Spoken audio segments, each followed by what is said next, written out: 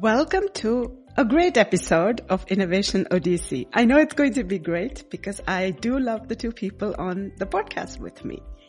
Who I have with me are Malgorzata Stys, who is the CEO of dreyev, and Roberto Sicconi, who is the CTO and co-founder of dreyev. Both of them are co-founders. So welcome, Maggie and Roberto. Thank you very much, Renu. We're delighted to be here. My name is, as you spelled it out, Malgorzata Stys, aka Maggie. I'm the CEO and co-founder, one of the two co-founders of dreyev.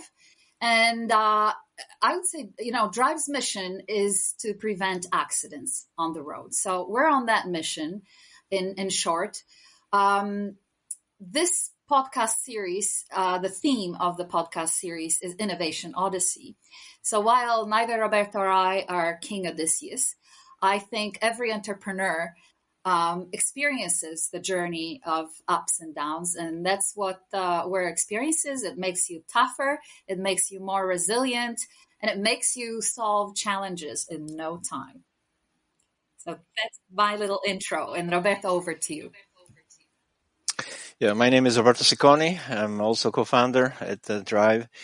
I'm the technology guru in the company. I've been fascinated by technology advances all my life, and in particular human-machine interfaces. I started very early on with the speech recognition, synthesis, image processing, dialogue management, and natural language processing, culminating with the AI at the time I was at IBM.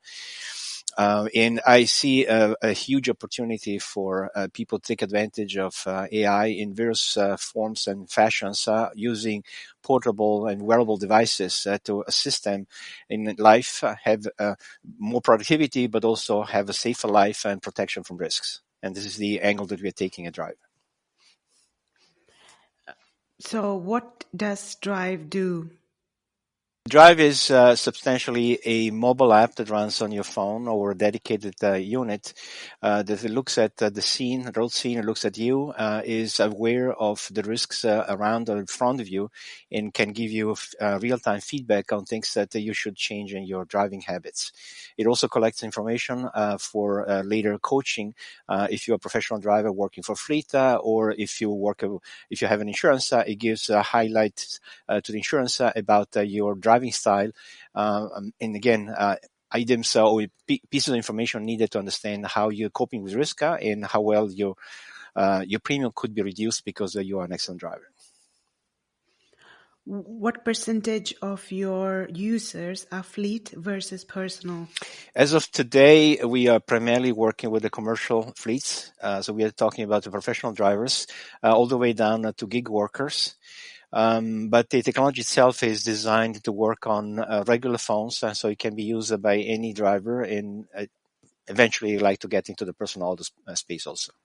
And we are working with insurance. So dreyev, in a nutshell, is this dynamic new paradigm that we're introducing for managing losses in real time and in context. So those two things are really key for our differentiation. Roberto mentioned briefly the gig economy.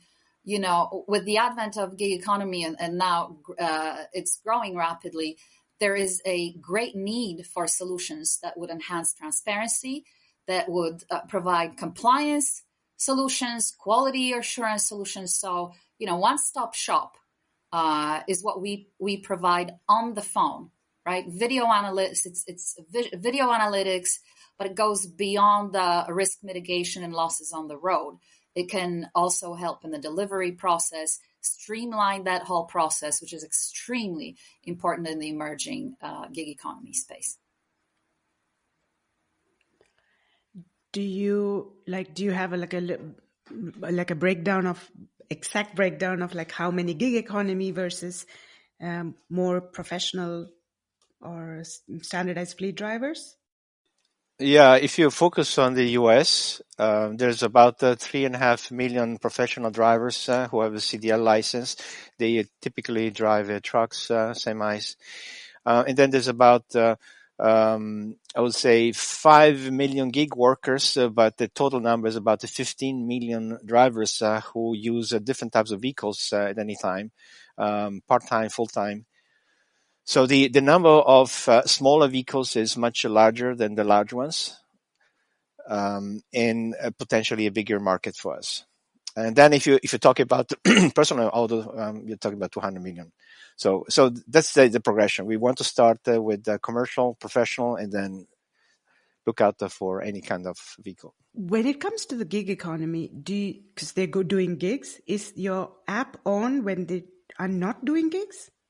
No, the app is smart enough to understand whether you are on a trip, and then you have to declare whether the trip is for pleasure or for business. Only if it's for business and you authorize it, then it's going to record information and transfer it to the company you're working with.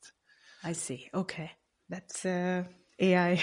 Yeah, that's a key aspect. As a matter of fact, privacy is very important to us. We want to make sure that we only collect information that is pertinent. We don't want to invade people's privacy and life in any way. And even then, we can selectively decide what information can be transferred to the recipient. So if you're working for a fleet, you can decide how much of the data about the trip, about yourself, video set can be transferred. And in some cases, we can also provide information about the state or status or quality of your driving without providing any evidence if that's required. Okay. Do you have evidence of how fleets do they play back to you how they use it? Yes, well, there's multiple needs. The basic needs is to manage the fleet, understand where the driver is at any given time so that you can intervene if necessary. The second one is understanding what is happening on the scene so you can decide which routes, for instance, are more risky and then learn from that and then tell other drivers to stay away from certain places. The third one is understanding how the driver is coping with it. You may have drivers who are better at dealing with certain types of risks than others, and then it can be used for internal sorting and coaching. The fourth one is understanding how the driver is actually paying attention, and that requires a specific driving coaching sessions. Some of them are real-time, some are offline. And then the fifth one is collecting information about the overall compliance to safety of the fleet so that the insurance company who is insuring the fleet can decide how to deal with the fleet and raise or reduce the premium accordingly. You know, Renu, we get a lot of feedback from drivers themselves. One particular case that I just want to recall here, we had a driver who wasn't sure about the usage of the video processing, especially inside of the cabin. He was on the drowsy side. I don't know if he slept at all, but he was very drowsy driving. He had a lot of drowsy events.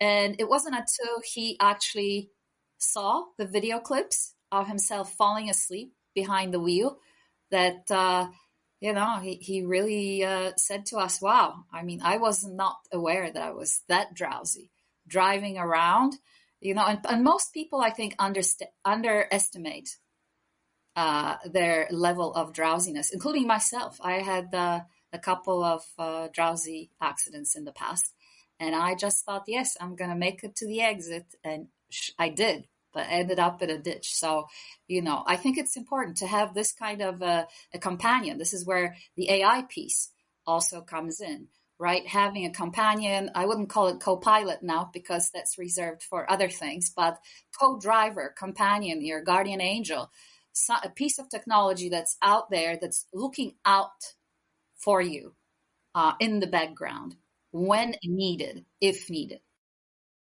There's another important piece, which is the real-time feedback.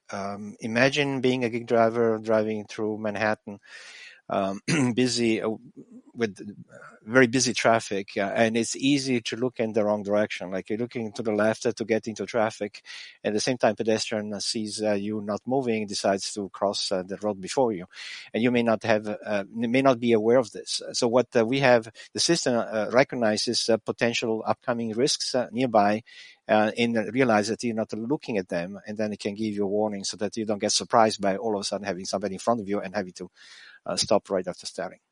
That's the kind of things that can only be done if you have a real-time analysis of the scene, both inside and outside the cabin, and then provide the real-time feedback so the driver can intervene. It's more important than monitoring just the driver. It's understanding the scene, providing feedback, and prevent crashes in the first place. Do you have any evidence of how well you perform in inclement weather? Are there any stories that you can share? In inclement weather? Yeah, like bad weather, there's a storm, and that your app helped fleet drivers.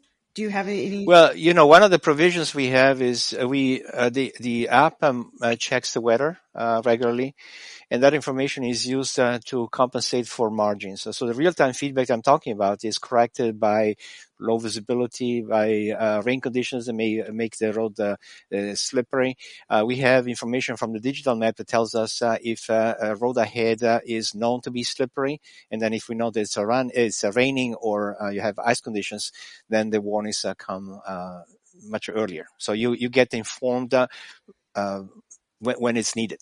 In a sunny, dry day, you don't get information about slippery roads, but if it's a rainy day or icy, yes. What was your, I would say, both professional and personal motivation for doing Drive? Let me take this one. So, Roberto, right? My co-founder and myself, we come from the AI world, which I think, when we first started was not considered to be that hip or that popular.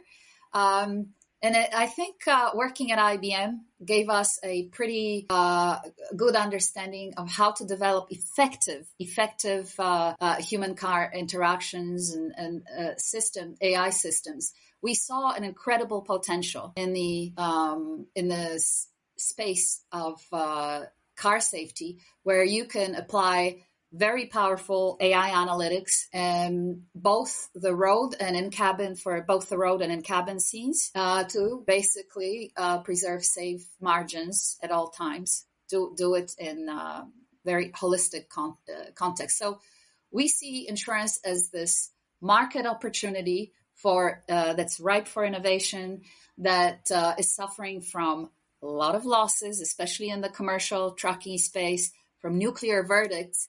And we're coming in as the superheroes here with, the market adoption of AI risk mitigation systems that would help in the loss reduction for insurance companies, but more importantly, would guard and guide and coach the drivers on the road. Yeah, in my case, I think it was a sort of an evolution of the target. I was always passionate about providing people an easy way to deal with computers. And of course, I love the idea of having computers in the car. Beginning of early 2000s, a lot of car makers started providing infotainment solutions, mostly to listen to music, and they have some navigation systems. I started working, it was at IBM with a major Japanese maker who was interested in removing all the buttons from the dashboard, a dream that was obtained by Tesla many years later. And the goal was to provide speech recognition as the main or sole channel for interaction between the driver and the car. And again, the idea was this way the driver can hand the hands on the wheel and look at the road and not to be distracted. So we created a very nice product that put this company, I'm not saying the name, but they put the leadership of conversation capabilities in the car. At the same time, as we were working with this, we realized that the speech can be distracting too. So if you start having too much conversation at the wrong time, and the counterpart, let's say the infotainment system, is asking you questions, so when you're busy trying to avoid a collision, that's not a good time. So the idea of an intelligent passenger who is aware of what is happening and wants to talk to you but decides to stop talking, it became a leitmotif of what we are doing. And to do that, we have to be able to understand what the driver is actually doing and thinking. And so we had to provide the camera input and do the same thing that an intelligent passenger would do. I look at the driver, decide, is this a good time to talk or not? I'll suspend and keep shut for a while. So that was really the main motive. And then we decided where to apply it. We initially started thinking of teen-age drivers who were at the biggest risk. And then we decided that the best opportunity was the commercial space. And in order to provide safety as a financial incentive, we decided to go with insurance. This is really the main reason. Did you think about working with like the driverless vehicles, especially driverless trucks? Was that something you considered? It's actually, I would say, as time goes by, it becomes more evident that the transition is not going to be digital. There's going to be a very smooth transition from legacy cars to partially driving assisted, as you can buy today, to fully self-driving. Even what is called today full self-driving is not really full self-driving. It requires supervision, and that supervision is very hard to maintain. Humans are very good deciding things under stress. They tend to relax a little too much when there is no stress. And if the car is doing most of the driving, it's very easy to not pay attention and falling asleep. So that's one situation that we think we can position ourselves in. To help in transition to self-driving vehicles. Once you get to vehicles that have no steering wheel, no pedals, then no, we don't.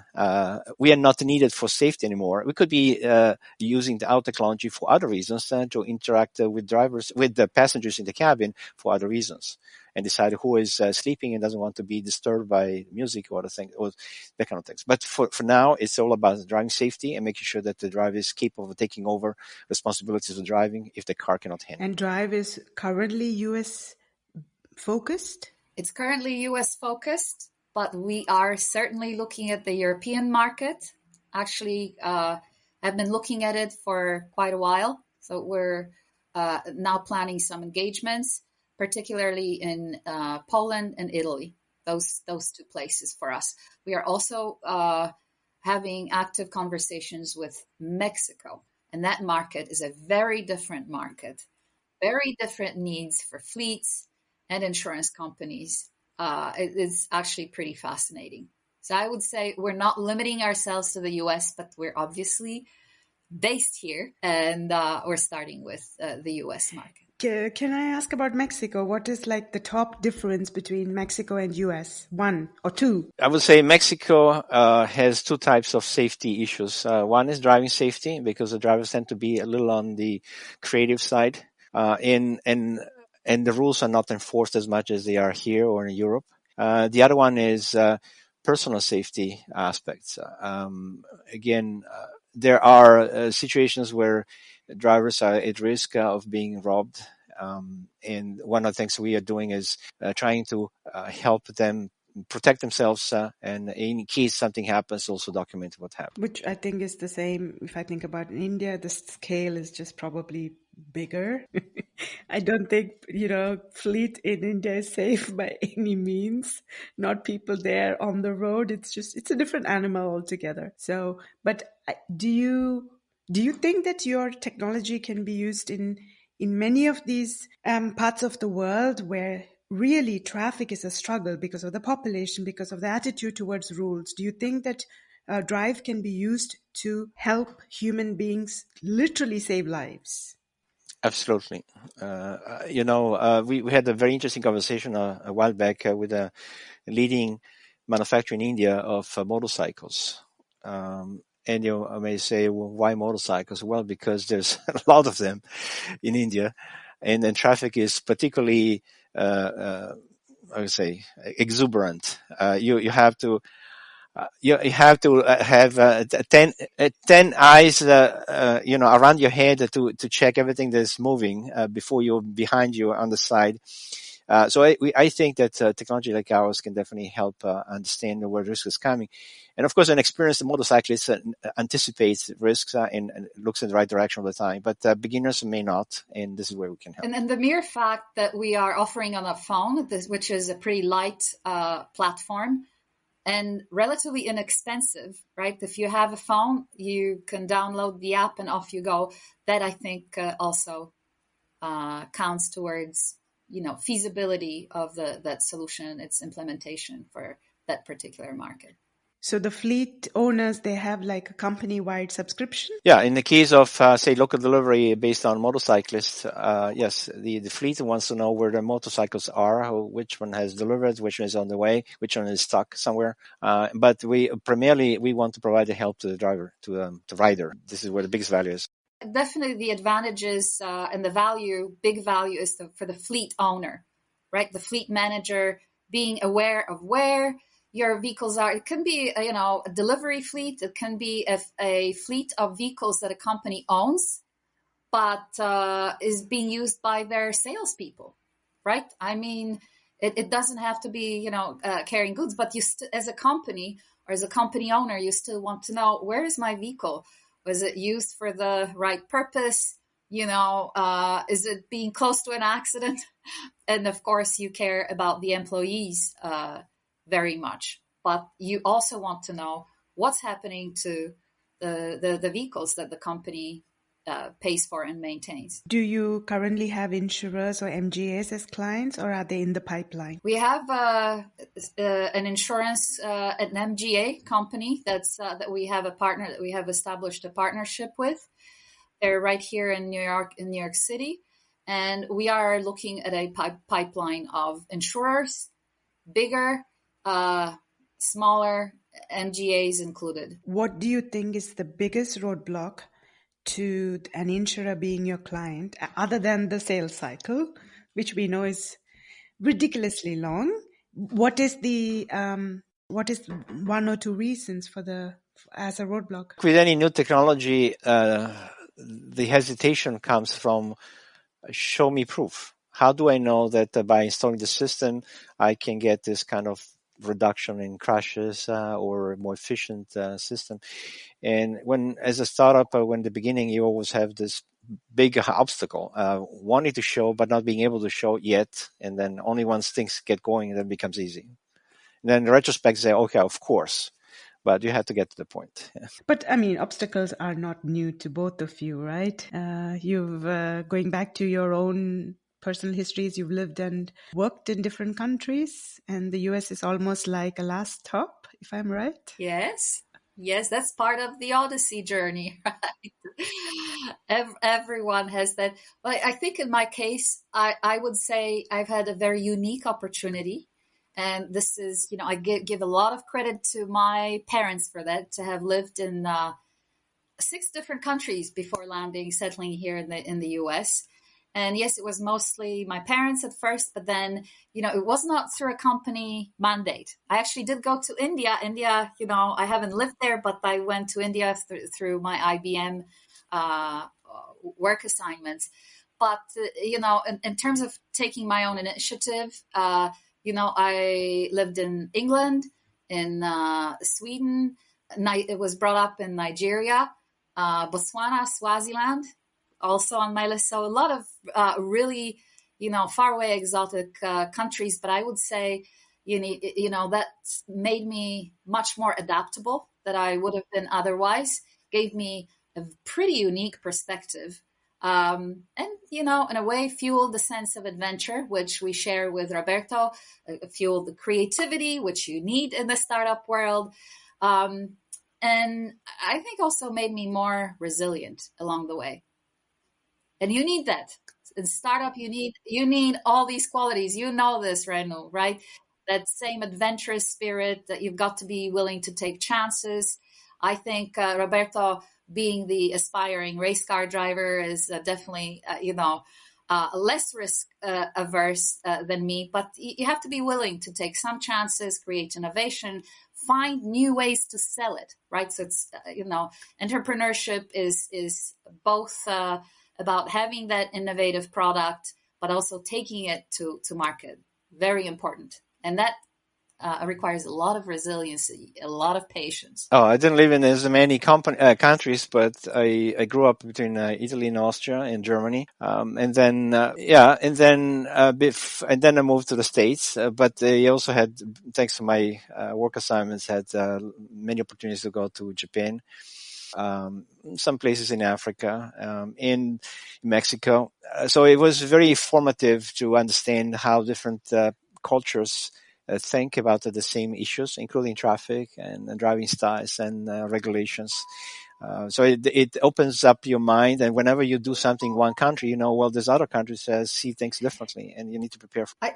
Renu, if I may just add, I forgot the most important country for me. Of course, is Poland. That's where I was born and initially brought up. So my heart belongs to the US where I stay right now, but definitely to Poland and Nigeria where I grew up. Oh, they're so different countries, but that's beautiful.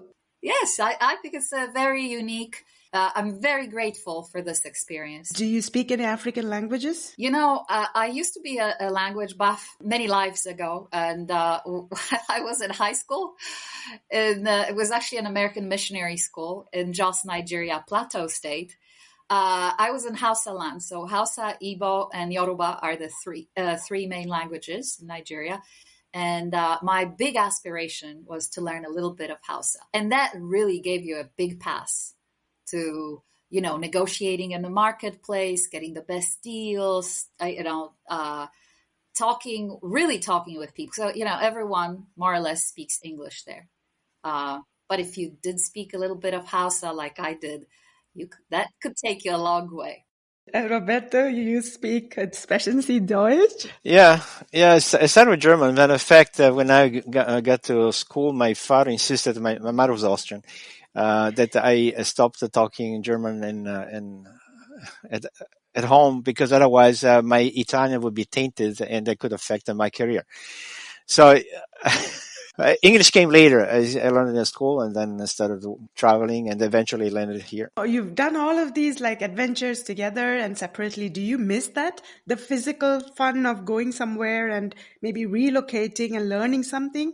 Do you miss that? Or is that all involved in like all of that goes into drive and maybe the kids or things like that? Do I miss it? Yes. I really like the idea of changing your life, substantially.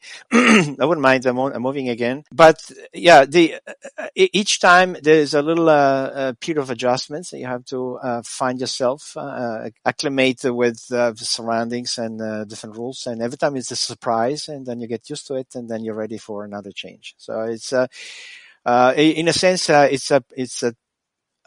it's a way of feeling more citizen of the world rather than citizen of a particular country. And I think it opens up your mind, and you're more willing to listen to different opinions, different ways of thinking.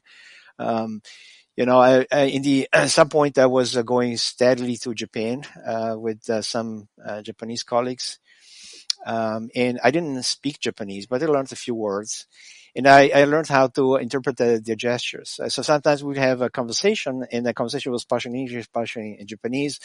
I was trying to follow what the Japanese people would talk to each other about and get a sense of it.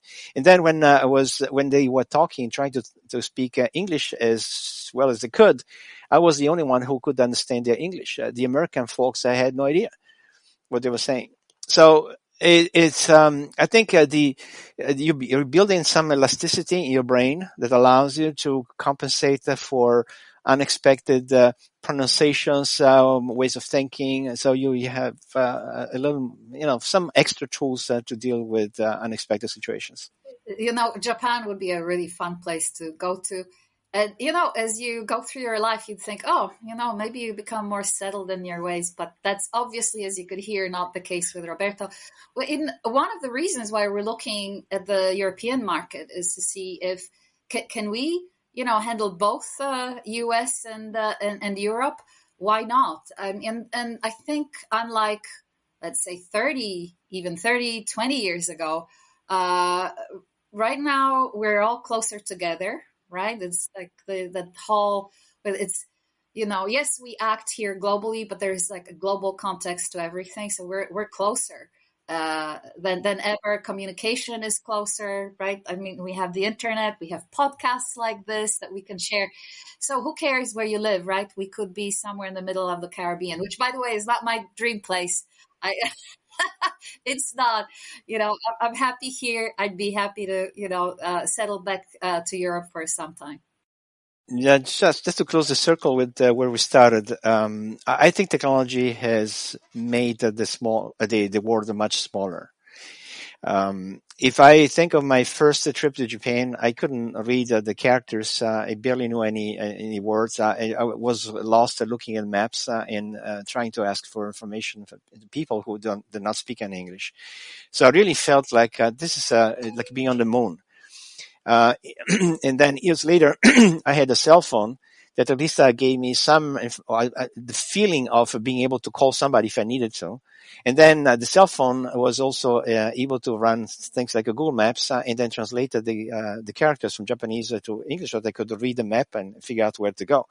And then with Google Translate, I was able to understand partially what they were saying and then translate what I was. So I think the handheld technology that you can wear and take with you is reducing most of those barriers, making it much easier to understand what you need to do and where you want to go and what other people are saying. And it's a big help. I have a trademark question, which is, are you an entrepreneur or an innovator?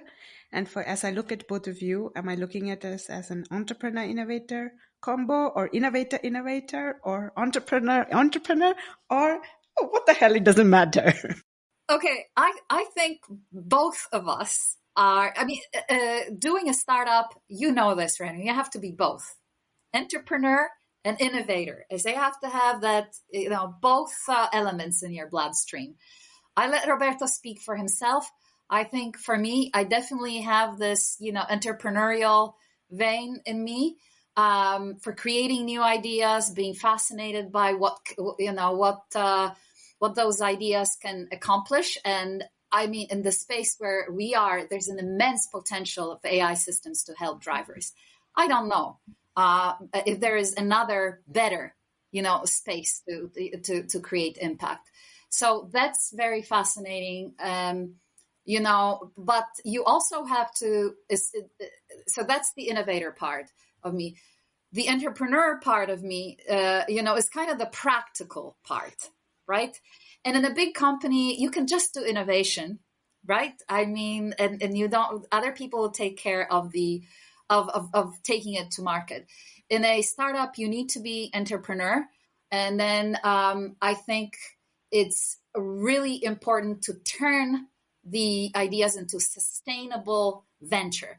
One of our senior advisors and a longtime entrepreneur, one of the first Poles who took IPO'd 3 companies, took them to market, wrote a book about this, said to us, always define the fastest path to success, which really translates to fastest path to money. As an innovator, you don't really think about that aspect as much, and it's crucially important. So whether we are intrinsically more innovators, more entrepreneurs, doesn't really matter. You need both to succeed in a startup. Yes, certainly that applies to me too. I feel more an innovator than an entrepreneur, but I feel entrepreneurial in the sense that I like taking ideas and making them a business potential, at least a seed for business. When I started with IBM, I worked on a solution for fabric manufacturers to quickly design fabrics on a screen instead of waiting for loading a machine and 2 weeks later seeing the impact on an actual piece of fabric. I could do it in seconds. So for me, that was a breakthrough, and it allowed the designers to be a lot more creative and figure out what they wanted to see and how it would look before it even existed. And then I started working with speech recognition, and I was responsible for the first solution in the hands of radiologists and pathologists to dictate their diagnosis when looking at X-rays at night. They wanted to work in darkness. They hated using computers, particularly keyboards. So they want to be able to talk to the computer and have computer take notes, and they didn't want to have to pay extra time for the assistant to take notes whilst they were dictating it. Later on, I started working with a major American car manufacturer who was interested in bringing speech capabilities into the car. And that became a major mission inside IBM to bring conversation capabilities into vehicles. And then I started dreaming of having voice search capabilities so that you can actually talk to the computer and ask for things. Back 20 years ago, that was way before Alexa and Siri and Google Assistant came along. And then when that happened, I started thinking of nice dialogue capabilities that you can have with those assistants. again, way ahead of what the initial capabilities were. Now you see Alexa announcing full LLMs support behind it. But those things existed 20 years ago, and we were prototyping it. So I like the idea of playing with those things. In the early 2000s, I was working with a colleague of mine to bring a wristwatch running Linux to people and use a speech to interact with it. 25 years ago. So those ideas have always fascinated me, and I was lucky to work with companies that allowed me to play with those things. And I was a little entrepreneur in the bigger corporation, waiting for somebody in the company to see the value and convert that into a real product. Renu, we're both just big kids at heart. That's who we are. I may invest in what you're playing around in your spare time, because I think that's going to be the next wave. So, but wrapping up, what is your outlook for Drive in the next 2 to 3 years? Maggie, you from the business strategy point, and Roberto, you more from the tech point. What should we expect to see and hear? Okay, so, I think we are definitely approaching a tipping point in the insurance space. Like, you know this better than anyone else that we've talked with. So there are enough transportation insurance companies that are suffering from adverse risk selection of drivers. And then, for us, the coaching system, this co-driver system, offering collaboration between human and machine, broadly speaking, sending alerts to the drivers makes a huge difference. So the next 2 to 3 years, I would say we are all for safer vehicles, improving the loss experience for insurance companies, but really for everyone, improving profitability specifically for insurance.